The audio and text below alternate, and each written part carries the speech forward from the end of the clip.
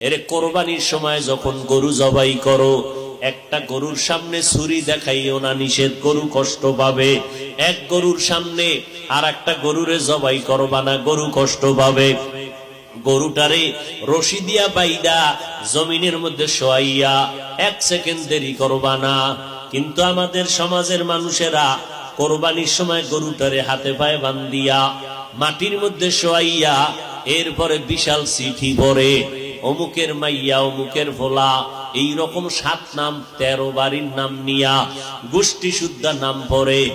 অমুক একজনের নাম আব্দুর রহমান, নাম পড়ল, বাবার নাম, মায়ের নাম, ওয়ার্ড, এরপরে থানা, এরপরে জেলা।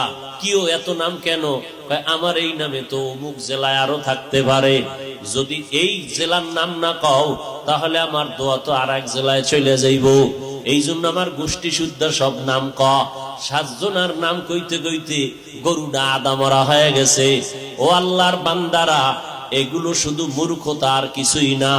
তুমি কোরবানি দিতেছো আমার আল্লাহর জন্য, কার নামে দাও কেউ জানার দরকার নাই, আমার আল্লাহ জানলেই তো যথেষ্ট।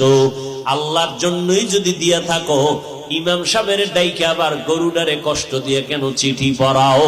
এর একমাত্র কারণ এই মানুষটা বড় মূর্খ।